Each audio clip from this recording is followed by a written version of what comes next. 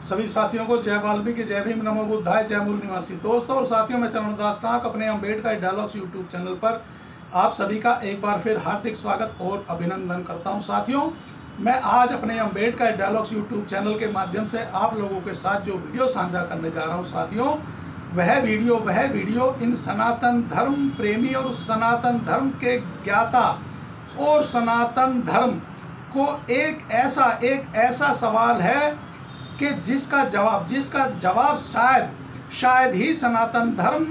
के ज्ञाता और सनातन धर्म का कोई विद्वान ही दे पाएगा कि क्या संभूक वध सनातन धर्म का षड्यंत्र नहीं था। जी हाँ साथियों, मैं आज के अपने अम्बेडकर डायलॉग्स यूट्यूब चैनल के टॉपिक और विषय को एक बार आप लोगों के साथ फिर साझा करता हूँ। संभूक वध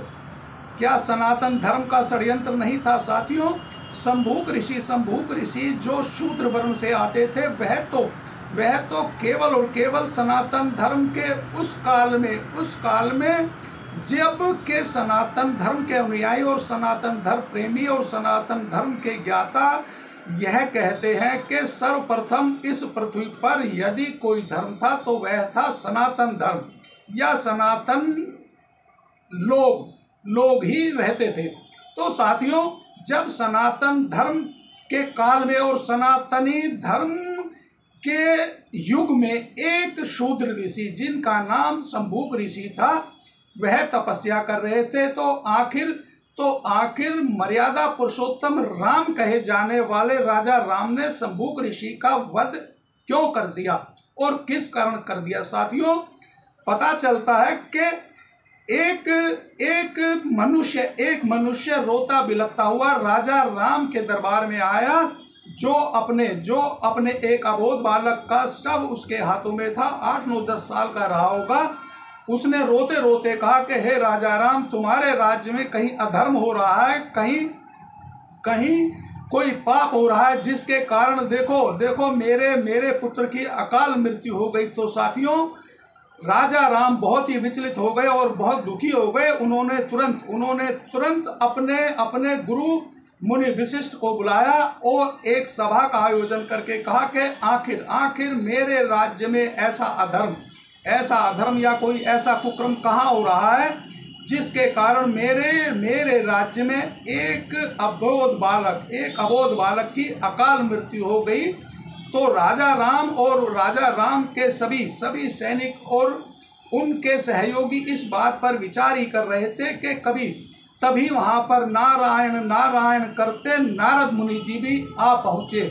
और जब नारद मुनि जी ने राजा राम और उनके सहयोगी और मंत्रियों और मुनि वशिष्ठ को वहां पर देखा, तो उन्होंने भी वहां पर एकत्रित होने का कारण पूछा और तो तुरंत नारद मुनि जी ने कहा कि हे राजा मर्यादा पुरुषोत्तम राम, तुम्हारे राज्य में कहीं अधर्म का काम हो रहा है और ऐसा प्रतीत होता है कि कोई शूद्र आपके राज्य में तपस्या कर रहा है, जबकि आपके राज्य में तो इस युग में किसी शूद्र को तपस्या का हक अधिकार ही नहीं है। तो आपका धर्म बनता है राजा राम के आप उस शूद्र को ढूंढकर जो के गलत तरीके से तप कर रहा है उसको न्यायोचित दंड दे, ताकि इस आपकी प्रजा के पुत्र को पुनः जीवन दान मिल सके। तो साथियों, राजा राम तुरंत अपने सैनिकों और अपने दल बल के साथ अपने राज्य की सीमाओं पर ऐसे अधर्मी को ढूंढने के लिए निकल पड़े कि जो एक शूद्र होने के नाते तपोबल कर रहा था। जब राजा राम उसे ढूंढते एक जंगल में गए, तो पता लगा कि एक ऋषि जिसका नाम संभूक ऋषि था, वह किसी पेड़ से उल्टे लटक कर गहन तपस्या कर रहे थे। राजा राम ने उस ऋषि संभूक से अपना परिचय देने के लिए कहा। जब संभूक ऋषि ने बड़े ही विनम्र स्वभाव से हाथ जोड़कर कहा, हे राजा राम, तुम्हारी जय हो, मेरा नाम संभूक ऋषि है और मैं शूद्र वर्ण से आता हूँ, मैं तपस्या कर रहा हूँ। तो राजा राम ने तुरंत पलटकर जवाब दिया कि शंभूक, क्या तुम्हें पता नहीं है कि एक शूद्र को हमारे राज्य में तपस्या या तप करने का अधिकार नहीं है। और फिर यदि आप तप कर भी रहे हैं तो सीधा और सत्य बताइए कि आपका उद्देश्य क्या है। तो साथियों, शंभुक ऋषि ने बड़े बड़े ही विनम्र भाव से राजा राम को कहा कि हे राजा राम, मैं अपने कठिन तपस्या और घोर तपस्या के कारण सहदेव सहदेव परलोक जाना चाहता हूँ, इस कारण मैं तपस्या कर रहा हूँ। बस इतना भर था कि राजा राम ने जब यह बात सुनी, राजा राम ने तुरंत अपनी म्यान से तलवार निकाली और शंभुक ऋषि का धड़ तन से अलग कर दिया, उनका सर। तो साथियों,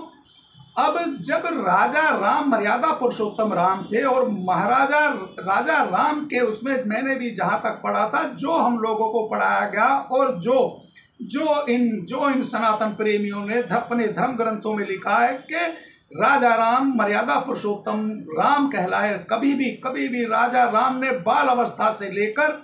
अपने संपूर्ण जीवन में कभी भी कोई ऐसा धर्म का काम नहीं किया था।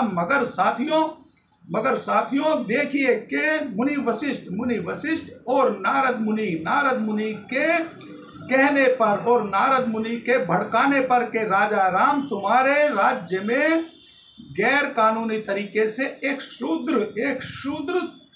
तपस्या कर रहा है, जिसके कारण इस तुम्हारी प्रजा के पुत्र का देहांत हो गया है। यदि तुम उस शूद्र को मृत्यु दंड दे दो तो इस मनुष्य का पुत्र को पुनर्जन्म मिल जाएगा।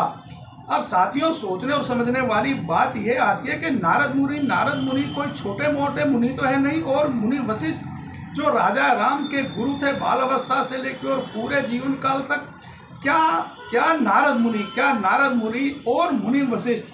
क्या वह सनातन धर्म का हिस्सा नहीं थे या वह सनातनी नहीं थे? साथियों, जब सनातन धर्म का केवल एक ही लक्ष्य समानता, मानवता और सदैव धर्म का प्रचार और धर्म के लिए अपना जीवन सर्वत्र करने का है कि तो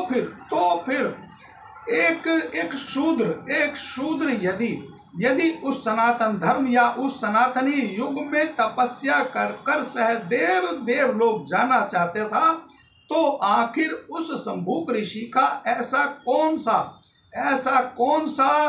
उसने पाप कर दिया या ऐसा कौन सा अधर्म कर दिया कि जो उस सनातनी युग में शंभुक ऋषि क्या सनातनी युग में नहीं थे, या फिर नारद मुनि या मुनि वशिष्ठ सनातनी धर्म का हिस्सा नहीं थे? साथियों, इससे सीधा यह संकेत जाता है कि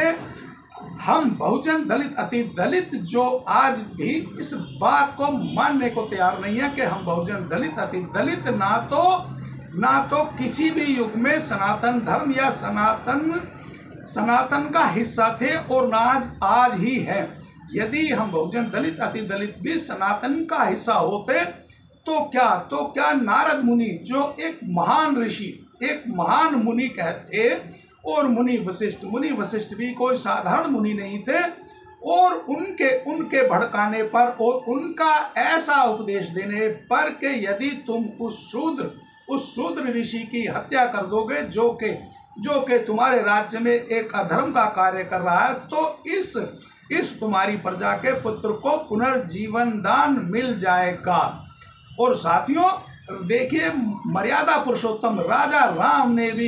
एक क्षण नहीं लगाया और अपनी तलवार म्यान से निकाली और शंभुक ऋषि का सर धड़ से अलग कर दिया। अब साथियों सवाल यह उठता है कि या तो राजा राम जो मर्यादा पुरुषोत्तम राम थे, या तो मर्यादा पुरुषोत्तम राम की छवि को खराब करने के लिए या राजा राम को बदनाम करने के लिए नारद मुनि और मुनि वशिष्ठ ने इतना घोर पाप राजा राम से करवा दिया कि एक तपस्वी जो केवल राम राज्य में सहदेव अपने परलोक सिधारना चाहता था, बस उसका मात्र और केवल इतना ही जुर्म था कि यदि तुम इस शूद्र तपस्वी का वध कर दोगे तो तुम्हारी प्रजा के इस पुरुष का पुत्र पुनर्जीवित हो जाएगा। और जब राजा राम ने उस शंभुक ऋषि का सर धड़ से अलग कर दिया तो तो आसमान में सभी सभी सभी देवी देवता प्रकट हो गए और प्रसन्न होकर उन सभी देवी देवताओं ने भी धरती लोक पर राजा राम के ऊपर पुष्पों की वर्षा की और इतने प्रसन्न और इतने खुश हुए कि उन्होंने राजा राम को वरदान मांगने के लिए कहा कि हे राजा राम, तुमने अपने राज्य में धरती से एक अधर्म का नाश किया है, तुम जो चाहो वह वरदान मांग सकते हो। तो राजा राम ने भी तुरंत आसमान में प्रकट सभी देवी देवताओं से यह वरदान मांगा कि मेरे राज्य में जो एक शूद्र घोर तपस्या कर रहा था, उसके कारण मेरे प्रजा के पुत्र की मृत्यु हो गई थी। मैं चाहता हूं कि उस मेरी प्रजा के पुत्र को पुनर्जन्म या वह पुनर्जीवित हो जाए। और साथियों, उस राजा राम की प्रजा का पुत्र पुनर्जीवित हो गया। तो साथियों, मैं अपने अम्बेडकर डायलॉग्स यूट्यूब चैनल के माध्यम से अपने सभी बहुजन दलित, अति दलित और सनातनी लोगों से यह पूछना चाहता हूं कि राजा राम तो मर्यादा पुरुषोत्तम राम थे और मुनि वशिष्ठ और नारद मुनि, और जब ऐसा युग था कि आसमान या स्वर्ग लोक में भी सभी देवी देवता जब चाहे जब प्रकट हो सकते थे और किसी को भी कोई भी वरदान दे सकते थे, तो क्या वह सभी देवी देवता नारद मुनि और मुनि वशिष्ठ क्या राजा राम की उस प्रजा के पुत्र जिसकी अकाल मृत्यु हो गई थी, क्या उसको जीवन दान नहीं दे सकते थे? क्या एक शूद्र जो कि तपस्या कर रहा था सनातनी युग में, उसकी हत्या करने मात्र से ही राजा राम की प्रजा में जो एक बालक की अकाल मृत्यु हो गई थी वह पुनर्जीवित हो सकता था। साथियों, यदि आप भी मेरे इस वीडियो से सहमत हैं तो आप मेरे अम्बेडकर डायलॉग्स यूट्यूब चैनल को सब्सक्राइब करें, लाइक करें और कमेंट्स अवश्य किया करें। तो एक बार फिर सभी साथियों को जय वाल्मीकि, जय भीम, नमो बुद्धाय, जय मूल निवासी।